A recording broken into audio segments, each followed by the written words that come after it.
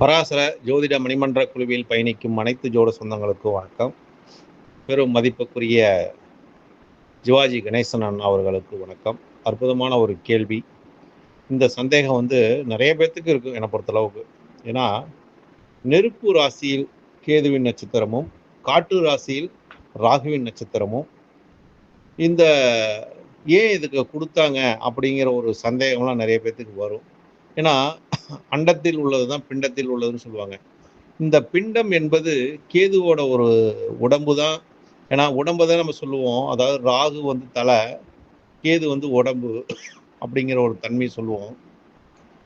ராகு தந்தை வழி வர்க்கத்தையும், கேது தாயாரோடைய வர்க்கத்தையும் சொல்லக்கூடிய ஒரு தன்மைன்னு நம்ம முன்னோர்கள் இதை பிரித்து வச்சிருக்காங்க அப்படிங்கிற ஒரு தன்மையெல்லாம். அப்ப இந்த நட்சத்திரம் பாருங்க, நீங்க கேட்டீங்க, அற்புதமான ஒரு கேள்விதான். இந்த கேள்வி அதாவது நெருப்பு ராசி என்று சொல்லக்கூடியது எது? மேஷம், அடுத்தது சிம்மம், அடுத்தது தனுஷு. இந்த ராசியில் அஸ்வினி, மகம், மூலம் இந்த நட்சத்திரத்தை கொடுத்தாங்க. இந்த நட்சத்திரத்தை கொடுத்திருக்கும் போது அந்த வீடு எல்லாமே நெருப்பு தத்துவத்தை குறிக்கக்கூடிய ஒரு ராசி. அப்ப அந்த நெருப்புக்கும் இந்த நட்சத்திரத்துக்கு என்ன ஒரு தொடர்பு அப்படின்னா, இங்கதான் இந்த சூட்சமத்தை நம்ம முன்னோர்கள் அதாவது இன்றைக்கோட தலைப்புக்கு இந்த கேள்வி அருமையான ஒரு கேள்விதான். ஏன்னா விநாயகர் சதுர்த்தி வேற நாளைக்கு காலையில. அப்ப அந்த விநாயகருக்குன்றாவே கேதுவோட ஒரு நிலைப்பாடு தான். அப்ப அந்த கேது பத்தி பேசுறதே ஒரு சிறப்பு தான். அப்ப இந்த நெருப்பு தத்துவத்தில் கேதுவோட நட்சத்திரத்தை கொடுத்துருக்காங்க. இது எனக்கு ஒரு குழப்ப நிலையை தருகிறதுனா அப்படின்னு கேட்டிருக்கிறீங்க. ராகுவின் நட்சத்திரம் காற்று ராசியில் கொடுக்கப்பட்டுள்ளது. இது மூச்சு காற்றுக்கு தன்மையை சொல்லக்கூடிய இடம் தான் அப்படின்னு அது அதுக்கு மறுக்கிறதுக்கு வாய்ப்பே இல்லை. அப்ப இந்த மேச ராசி, சிம்ம ராசி, தனுசு ராசி இந்த 3 ராசியிலும் அஸ்வினி, மகம், மூலம் இந்த ராசியெல்லாம் நெருப்பு தத்துவத்தை குறிக்கக்கூடிய ராசி.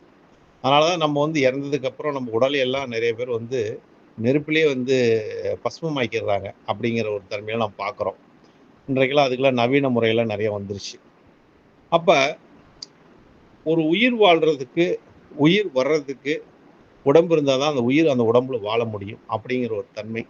அப்போ உயிர் வாழ்றதுக்கு உடம்பு முக்கியம். இதற்கு எது ஆதாரம் அப்படின்னு பார்த்தா தலைதான் ஆதாரம் அப்படிங்கிற தன்மை. வெறும் உடம்பு மட்டும் இருந்தால் உயிர் வாழ முடியுமா அப்படின்னு பார்த்தா வாழ முடியாது. அப்ப அந்த உடம்புக்கு உயிரை கொடுப்பது யார் அப்படின்னு பார்த்தா, இப்ப அஸ்வினி, மகம், மூலம் இந்த நட்சத்திரமெல்லாம் உடம்பு பாகத்தை குறிக்கக்கூடிய ஒரு தன்மையா இருந்தாலும், உயிர் பாகங்கிறது ராகுவோட தன்மை தானா. ராகுவோட நட்சத்திரம் திருவாதிரை, சுவாதி, சதயம் இதெல்லாம் பாருங்க காற்று தத்துவத்தில் வரும். அப்போ ஒரு மனிதன் மூச்சு வாழ்றானா, மூச்சு காற்று எப்ப விடுவான், எப்ப அதை இழுப்பாங்கிறதே நம்ம கண்டுபிடிக்க முடியாதுங்கிறாங்க. அது எத்தனாயிரம் சுவாச காற்றுலாம் வரும்.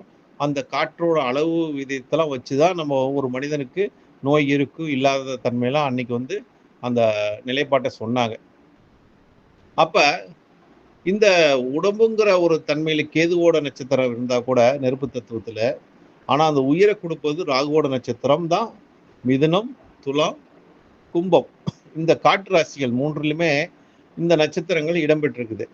அப்போ ஒரு மனிதனோட உடம்புல எப்போ உயிர் வருது, எப்போ உயிர் போகுது அப்படிங்கிறதே தெரியாது. முதல்ல இந்த குழந்தை வளர்றது எப்படி வளருது? தாயோட கர்ப்பப்பையில அது ஒரு பிண்டமா தான் வளருது. ஒரு உருண்டையா ஒரு இதாத்தான் வளருது. அந்த வளரதான் அதுக்கு உயிர் யாரு கொடுக்குறான்னா, அதோட நம்ம சொல்லுவோம்ல, அந்த காற்று மூலியமா சுவாசிக்கிறோமோ அந்த குடல் தொப்புள் கொடி வழியா அந்த உயிர் போய் அந்த குழந்தைக்கு சேருது அப்படிங்கிற ஒரு தன்மையை அது இறைவன், அது இந்த பிரம்மா அந்த நிகழ்வை படைக்கிறார். அப்படிங்கிறது அந்த குழந்தைக்கு அசைவை கொடுக்கிறார். பிண்டமா அந்த கருப்பை வளருது. வளர்ந்து அதுக்கு அசையும் தன்மையெல்லாம் கொடுக்குது.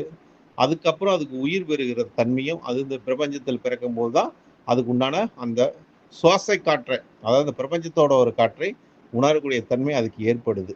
அப்ப இதற்கு காரணமான இருக்கக்கூடியது கேதுவோட நட்சத்திரம் பிண்டமாக ஆரம்பித்து அதுக்கு உயிர் கொடுக்கும் நட்சத்திரமாக ராகுவோட நட்சத்திரம் உயிர் கொடுக்குது. அப்ப நம்ம உடம்புல உயிர் எப்போ இருக்குது, எப்போ போகுதுங்கிறத தெரியாத ஒரு நிகழ்வுக்கு ராகு தான் காரணம். திடீர் ஒரு நிகழ்வுக்கும், திடீர்னு ஒரு மாற்றத்துக்கும், நம்மள அறியாம நடக்கக்கூடிய நிகழ்வுக்கு அத்தனைக்குமே ராகுவோட நட்சத்திரத்தை நம்ம எடுத்துக்கலாம். நமக்கு ஞானத்தையும் அறிவையும் மனிதனோட உடம்புல நடக்கக்கூடிய ஒரு நிகழ்வுக்கெல்லாம் உணரக்கூடிய தன்மை யார் கொடுக்குறான்னா கேது தான் கொடுக்குறார். கேது தான் அந்த ஞான நிலையை வந்து, அதாவது இந்த உடலை வந்து கேது வந்து வருத்திக்கிறதும், இந்த உடலை வெறுக்கிறதும், தனக்கு எது வேண்டாலும் ஒரு பட்டையும் கொட்டையும் போட்டுக்கிட்டு போகிறதும், சன்னியாசியம் போகிறதும், பரதேசமாக இருக்கிறது, அந்த விரக்தி தன்மையோடு வாழ்கிறது, இந்த தன்மையெல்லாம் கேது கொடுக்குறாரு. ஆனால் அந்த உயிர் கொடுப்பது ராகுவோட நட்சத்திரம்.